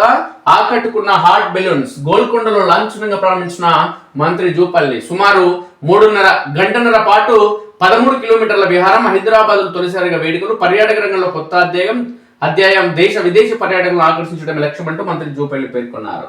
చెరువులు, నాలాల అభివృద్ధిలో భూబాధితులకు టీడీఆర్ స్టేట్ జీవో 168 విడుదల. 200 నుంచి 400 వరకు ఇవ్వాలన్న సర్కార్. భూసేకరణకు ఇబ్బందులు ఉండకుండా అధికారులు ప్రయత్నాలు. తెలంగాణ భూములే అతిపెద్ద ఆస్తి. ప్రభుత్వం వద్ద 76,000 ఎకరాలు, దేశంలోనే టాప్. మన తర్వాతే Maharashtra, Gujarat, Tamil Nadu. India industrial land bank report లో వెల్లడి. రాష్ట్రంలో పరిశ్రమల ఏర్పాటుకు రెడీగా భూములు, క్లస్టర్ల వారీగా కేటాయింపులు, సౌలతుల కల్పన, భారీగా పెట్టుబడులు వచ్చేందుకు అవకాశం. ఫ్యూచర్ సిటీ వైపు పారిశ్రామిక దిగ్గజాల చూపు. ఈ అంశాలన్నీ దావోస్ సదస్సులో కలిసి వచ్చే ఛాన్స్. రాష్ట్రానికి ప్రభుత్వ భూములే అతిపెద్ద ఆస్తిగా మారాయి. దేశంలో మరే రాష్ట్రంలో లేని విధంగా 76,000 ఎకరాలు మన దగ్గర అందుబాటులో ఉన్నాయి. రాష్ట్రంలో పరిశ్రమల స్థాపనకు ఏకంగా 30,749 హెక్టార్లు అంటే 76,000 ఎకరాలు భూమి తక్షణమే అందుబాటులో ఉందని కేంద్ర వాణిజ్య పరిశ్రమల శాఖ ఆధ్వర్యంలో promotion of industries and international trade వెల్లడించింది. ఈ మేరకు ఇండియా ఇండస్ట్రియల్ ల్యాండ్ బ్యాంక్ పేరుతో నివేదిక విడుదల చేసింది. దిగ్గజ పారిశ్రామిక రాష్ట్రాలైన మహారాష్ట్ర, గుజరాత్ కూడా వెనక్కి నెట్టి దేశంలోనే తెలంగాణ అగ్రస్థానంలో నిలిచిందని అందులో పేర్కొంది. ఇంత పెద్ద ఎత్తున ల్యాండ్ బ్యాంక్ ఉండడంతో తెలంగాణకు భారీ పెట్టుబడులు, పరిశ్రమలు తరలించే అవకాశం ఉందని తెలిపింది. ఈ సందర్భంగా అనేక విషయాలని స్పష్టం చేయడం జరిగింది.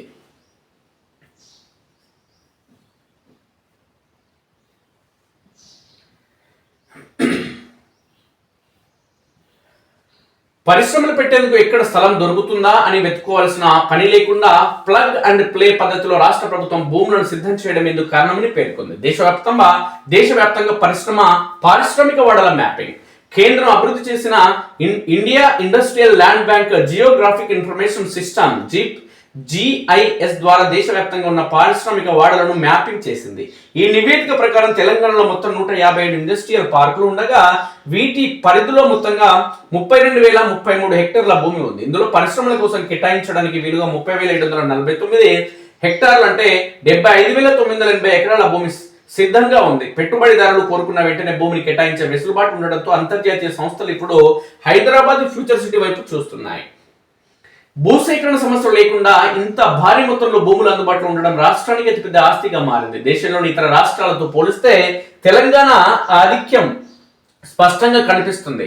పారిశ్రామికంగా ఎంతో అభివృద్ధి చెందిందనుకునే మహారాష్ట్రలో 523 ఇండస్ట్రియల్ పార్కులు ఉన్నప్పటికీ అక్కడ అందుబాటులో ఉన్న భూమి సుమారు 48,575 ఎకరాలు మాత్రమే. అలాగే తమిళనాడులో సుమారు 40,255 ఎకరాలు, గుజరాత్ లో దాదాపు 31,147 ఎకరాలు మాత్రమే అందుబాటులో ఉంది. మన పొరుగున ఉన్న ఆంధ్రప్రదేశ్ లో 638 ఇండస్ట్రియల్ పార్కులు ఉన్నప్పటికీ అక్కడ తక్షణ వినియోగానికి 26,555 ఎకరాలు మాత్రమే లభ్యతలో ఉన్నట్లు నివేదికలో వెల్లడైంది. క్లస్టర్ల వారీగా కేటాయింపు కేవలం భూమి ఉండడమే కాదు, ఏ రంగానికి ఎక్కడ అనుకూలమో ప్రభుత్వం ముందుగానే గుర్తించి క్లస్టర్లను అభివృద్ధి చేస్తుంది. అందులో అందుబాటులో ఉన్న 76,000 ఎకరాల్లో ఫార్మాసిటీ, లైఫ్ సైన్సెస్ కంపెనీలకు కాలుష్య రహిత జోన్లను, జైరాబాద్, సీతారాంపూర్ వంటి ప్రాంతాల్లో ఎలక్ట్రిక్ వెహికల్, ఆటోమొబైల్ రంగానికి భారీ భూములను కేటాయించింది. మరోవైపు మహేశ్వరం, ఆదిపట్ల వంటి ప్రాంతాల్లో ఏరోస్పేస్, డిఫెన్స్, ఎలక్ట్రానిక్స్ తయారీ రంగాలకు భూములు రెడీగా ఉన్నాయి. టెక్స్టైల్స్ కోసం వరంగల్ వైపు, ఫుడ్ ప్రాసెసింగ్ కోసం నిజామాబాద్, కరీంనగర్ జిల్లాలో భూములను మార్క్ చేశారు. ఇలా సెక్టార్ల వారీగా భూములను విభజించడంతో ఒకే చోట అనుబంధ పరిశ్రమలు వచ్చి పూర్తి స్థాయి ఎకో సిస్టమ్ ఏర్పడుతుందని నిపుణులు చెప్తున్నారు. ఇక బిగ్గెస్ట్ ఇన్వెస్ట్ ఏరియాగా ఫ్యూచర్ సిటీ. రాష్ట్ర వ్యాప్తంగా ప్రతిష్టాత్మకంగా చేపట్టిన ఫ్యూచర్ సిటీ ప్రాజెక్టుకి ఈ భూములే ప్రధాన పెట్టుబడి కానున్నాయి. తాజా నివేదిక ప్రకారం ఫ్యూచర్ సిటీ ప్రాంతం బిగ్గెస్ట్ ఇన్వెస్ట్ ఏరియాగా అవతరించింది. హైదరాబాద్ కు అత్యంత చేరువలో ప్రభుత్వం చేపట్టిన ఈ ఫ్యూచర్ సిటీ భూముల లభ్యతలో గేమ్ చేంజర్ గా మారనుంది. ఫ్యూచర్ సిటీని కేవలం నివాస ప్రాంతంగా కాకుండా వర్క్, లివ్, ప్లే కాన్సెప్ట్ తో డిజైన్ చేస్తున్నారు. ఇక్కడ అందుబాటులో ఉన్న వేలాది ఎకరాల భూములను ఆర్టిఫిషియల్ ఇంటెలిజెన్స్, AI, సెమీ కండక్టర్లు, రోబోటిక్స్ వంటి అత్యాధునిక టెక్నాలజీ పరిశ్రమలకు కేటాయించనున్నారు. ప్రపంచ స్థాయి ప్రమాణాలతో కూడిన మౌలిక వస్తువులు, స్కిల్ యూనివర్సిటీ వంటివి ఇక్కడ వస్తుండడంతో అంతర్జాతీయ పారిశ్రామిక దిగ్గజాలు ఫ్యూచర్ సిటీ వైపు చూస్తున్నాయి. కాలుష్య కారక పరిశ్రమలకు తావు లేకుండా గ్రీన్ ఇండస్ట్రీస్ ఏర్పాటుకు ఇక్కడ పెద్దపీట వేస్తుండడం గమనార్హం. కేవలం భూమిని చూపించడమే కాకుండా రోడ్లు, నీరు, విద్యుత్ వంటి సదుపాయాలతో ఇన్వెస్టర్లకు ప్రభుత్వం రెడ్ కార్పెట్ వేస్తుంది. కేంద్రం పోర్టల్లో ఈ వివరాలన్నీ ఆన్లైన్ లో ఉండడంతో విదేశీ కంపెనీలు సులభంగా ఇక్కడ పరిస్థితులను అంచనా వేస్తున్నాయి. దావోస్ లో కలిసి వచ్చే ఛాన్స్. త్వరలో జరగనున్న దావోస్ వరల్డ్ ఎకనామిక్ ఫోరం సదస్సుకు సిద్ధమవుతున్న సర్కారుకు POIAIT విడుదల చేసిన India industrial land bank report మరింత బూస్ట్ ఇచ్చింది. మా దగ్గర భూమి కుదవలేదు, అనుమతులకు ఆలస్యం లేదు అంటూ పారిశ్రామికవేత్తలను ఆకర్షించేందుకు ప్రభుత్వం సిద్ధమైంది. ముఖ్యంగా 76,000 ఎకరాల భూమి అందుబాటులో ఉన్న విషయం గ్లోబల్ ఇన్వెస్టర్లకు పెద్ద భరోసా ఇస్తుందని ఇండస్ట్రీ వర్గాలు పేర్కొంటున్నాయి. సాధారణంగా భూసేకరణకి ఏళ్లు సమయం పడుతుండగా రాష్ట్రంలో మాత్రం ప్రభుత్వమే స్వయంగా క్లియరెన్స్లతో కూడిన భూమిని చేతిలో పెడుతుండడం కలిసి వచ్చే అంశంగా చెప్తున్నారు. రాష్ట్రంలో 157 ఇండస్ట్రియల్ పార్కులు ఉన్నప్పటికీ డిమాండ్ కు తగ్గట్టుగా మరిన్ని కొత్త క్లస్టర్లను అభివృద్ధి చేయాలని ప్రభుత్వం ప్రణాళికలు రచిస్తుంది. భారీగా అందుబాటులో ఉన్న ఈ భూముల్లో పరిశ్రమలు రావడం వల్ల రాష్ట్ర ఆర్థిక ముఖ చిత్రమే మారిపోనుంది. ప్రభుత్వ అంచనా ప్రకారం ఈ భూముల్లో పూర్తి స్థాయిలో పరిశ్రమలు వస్తే వచ్చే 5 ఏళ్లలో ప్రత్యక్షంగా పరోక్షంగా లక్షలాది మందికి ఉపాధి అవకాశాలు లభిస్తుంది. ముఖ్యంగా వరంగల్, ఖమ్మం, కరీంనగర్ వంటి ప్రాంతాల్లో ఉన్న ఇండస్ట్రియల్ పార్కుల్లోనూ భూములు సిద్ధంగా ఉండడంతో గ్రామీణ యువతకు స్థానికంగానే ఉద్యోగ అవకాశాలు రానున్నట్లు స్పష్టంగా తెలుస్తుంది. ఇక పెట్టుబడులకు రెడ్ కార్పెట్. భూముల లభ్యత ఎక్కువగా ఉండడం వల్ల రాష్ట్రానికి భారీగా పెట్టుబడులు వచ్చే అవకాశం ఉంది. సాధారణంగా ఏ రాష్ట్రంలోనైనా పరిశ్రమలు పెట్టాలంటే భూసేకరణకు 2 ఏళ్లు పడుతుంది. కానీ తెలంగాణలో ప్రభుత్వమే లిటిగేషన్లు లేని క్లియర్ టైటిల్ భూములను సిద్ధంగా ఉంచడంతో కంపెనీలు MOU కుదుర్చుకున్న నెల రోజుల్లోనే పనులు ప్రారంభించేందుకు వీలుంది. ఈ ప్లగ్ అండ్ ప్లే విధానమే విదేశీ కంపెనీలను ఆకర్షిస్తుందని ఎక్స్పర్ట్స్ చెప్తున్నారు. రోడ్లు, నీరు, విద్యుత్ వంటి మౌలిక వస్తువులు సిద్ధంగా ఉన్న ఇండస్ట్రియల్ పార్కులను చూపిస్తుండడంతో ఇన్వెస్టర్లు వెంటనే నిర్ణయం తీసుకోగలుగుతున్నారని, దీనివల్ల ప్రాజెక్టు వ్యయం పెరగకుండా ఉండడంతో పాటు త్వరగా లాభాల్లోకి వచ్చే అవకాశం ఉంటుందని విశ్లేషిస్తున్నారు అనేక మంది నిపుణులు. ఈనాడు ప్రధాన పత్రికలు వచ్చిన ప్రధానమైన వార్తలు ఏంటి అనేది ఒకసారి మనం గమనిస్తే, ప్రధానంగా 4 వారాల్లో తేల్చండి ఎమ్మెల్యే అర్హత పిటిషన్ కి సంబంధించి పైరవీలకు తావలేదు రాష్ట్ర ప్రజలను ముఖ్యమంత్రి రేవంత్ రెడ్డికి సంబంధించిన వార్త. ఇక ఆకాశ హనుమాలకు TDR తప్పనిసరి, 10 అంతస్తులు దాటితే 10% ఫీజు ఆరోపణలు అంటే ఒక వార్త.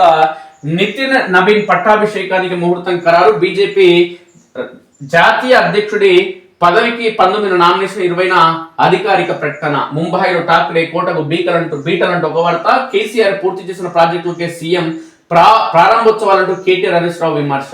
18న మేడారంలో మంత్రివర్గ భేటీకి భారీ ఏర్పాట్లు. మర్నాడు ఉదయం పునర్నిర్మించిన గద్దెలను ప్రారంభించనున్న సీఎం. రిజర్వ్డ్ అభ్యర్థి కటాఫ్ కంటే ఎక్కువ మార్కులు సాధిస్తే ఓపెన్ కేటగిరీ పరిగణించాలంటూ సుప్రీంకోర్టు పేర్కొంది.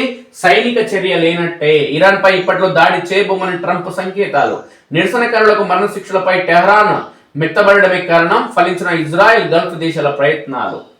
న్యాయమైన అభ్యంతరాలపై స్పష్టత ఇచ్చాక నిర్ణయం తీసుకోండి. ఫోన్ ట్యాపింగ్ కేసులో ప్రభాకర్ రావు ముందస్తు బెయిల్పై సుప్రీంకోర్టును కోరిన తెలంగాణ ప్రభుత్వం. కుంగిపోయేంత వరకు ఆయనను జైల్లో ఉంచాలనుకుంటున్నట్లు కనిపిస్తుందని జస్టిస్ నాగరత్న పేర్కొన్నారు. మధ్యంతర రక్షణ కొనసాగింపు. సో కోయిన పిల్లాడని చెప్పి ఆయనకు మళ్ళీ రక్షణ కూడా ఇవ్వాలా? దొంగ పెళ్ళమోహన్ ఫోన్లు, తల్లి పిల్ల ఫోన్లు ఈయనెందుకు పనిచేసిన దొంగవాడు మళ్ళీ ఆయనకంట రక్షణ ఇవ్వాలంట.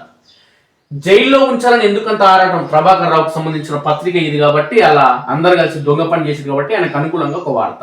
ప్రగతి వెలుగులు, జల సిరులు, పరిశ్రమలకు నవశకం. ఇక 11 ఏళ్లలో రాష్ట్రానికి 2,60,60 కోట్ల పెట్టుబడులు, 22,745 పరిశ్రమల స్థాపనకు ప్రభుత్వం ప్రోత్సాహకాలు, 17.54 లక్షల మందికి ఉపాధి కల్పనతో టీఎస్ ఐపాస్ కీలకం. అలా డబ్బా కొట్టుకుంటారు. బీఆర్ఎస్ సర్కార్ స్టార్టప్ల కేరా. 10 ఏళ్లలో తెలంగాణలో 10,804 స్టార్టప్లు, అత్యధిక అంకుర సంస్థలతో దేశంలో 7వ స్థానం. కేసీఆర్, కేటీఆర్ చొరవతో మారిన ముఖ చిత్రం, ఆవిష్కరణతో ఆర్థిక వ్యవస్థకు ఊతం అంటూ అలా పత్రికల్లో ఒకటే డబ్బా. 10 ఏళ్ల పాలన పారిశ్రామిక విప్లవం అంటూ కేటీఆర్ డబ్బా. మీకు ఇదే చివరి అవకాశం. ఎమ్మెల్యే అర్హతపై త్వరగా తేల్చండి. డెడ్ లైన్ దాటితే ఏం చేయాలో మాకు తెలుసు. ఏం తెలుసు చెప్పండి మీకు. మళ్ళీ 2 వారాల టైం ఇవ్వడం తప్ప ఎన్నిసార్లు టైం ఇస్తారో ఆయనకు స్పీకర్కి నాకు అర్థం కాదు. ఆ ఇద్దరు పార్టీ మారలేదు అంటున్నాడు పోచార శ్రీనివాసరెడ్డి. కాల యాదయ్యకు స్పీకర్ క్లీన్ చిట్, మారినట్లుగా ఎలాంటి ఆధారాలు లేవు. ఎమ్మెల్యే ఫిరాయింపులు కేసులో స్పీకర్ మాట. ఏం చెప్పాలని? కాంగ్రెస్ పై నిరుద్యోగి కన్నీటి శాపం. ఉద్యోగ అవకాశాలు ఎక్కడ అంటూ ఆవేదన. మున్సిపల్ ఎన్నికల్లో కాంగ్రెస్ ను ఓడించాలని పిలుపు. చెన్నూరు నియోజకవర్గ యువకుడి తీవ్ర ఆగ్రహం. ఏం చేస్తాం? దొంగలు దొంగ పని చేస్తున్నారు. అధికారంలో రావడానికి అనేక అబద్ధపు హామీలు ఇస్తున్నారు. అధికారంలోకి వచ్చిన తర్వాత మళ్ళీ పత్తలే కూడా పోయి మాట తప్పుతున్నారు. చూద్దాం. అసత్య ప్రచారంతో నిరుద్యోగులను మభ్యపెట్టి ఏడాదిలోని 2 లక్షల ఉద్యోగాలు ఇస్తామని ఆశపెట్టి అధికార అందలం ఎక్కిన కాంగ్రెస్ అసలు రంగు తెలిసిన విద్యావంతుల నుంచి ఆగ్రహ జ్వాలలు వెల్లువెత్తుతున్నాయి. బీఆర్ఎస్ హయాంలో వరుస నోటిఫికేషన్లు వచ్చినా కాంగ్రెస్ దుష్ప్రచారం నమ్మిన యువతి యువకులు హస్తం పార్టీపై తిరుగుబాటు జెండా ఎగురవేశారు.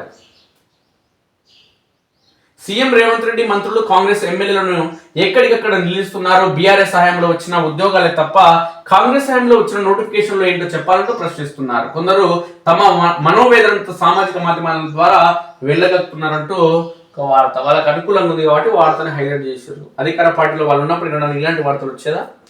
ఈనాడు కూడా కనిపించకపోయేది. మధ్యవర్తిత్వానికి సిద్ధంగా ఉన్న పశ్చిమాసియాలో ఉద్రిక్తతలు రాజుకుంటున్న వేళ రష్యా అధ్యక్షుడు వ్లాదిమిర్ పుతిన్ పేర్కొన్న వార్త ప్రధానంగా రావడం జరిగింది. దీనికి సంబంధించి ఆయన ఫోన్లో మాట్లాడారు. ఇజ్రాయెల్ నేతలతో ఫోన్లో మాట్లాడారు. మధ్యవర్తిత్వ ప్రయత్నాలకు సిద్ధంగా ఉన్నామని ఆయన పేర్కొన్నారు. నేడు మున్సిపల్ రిజర్వేషన్ల ఖరారు. మున్సిపాలిటీలు కార్పొరేషన్లు ఏ వర్గానికి రిజర్వ్ అవుతాయో శనివారం తేలిపోనుంది. రాష్ట్ర స్థాయిలో ఖరారు చేసే రిజర్వేషన్ల ఆధారంగా ఏ మున్సిపల్ చైర్మన్ పదవిని ఏ కేటగిరీకి రిజర్వ్ చేశారో స్పష్టత రానుంది.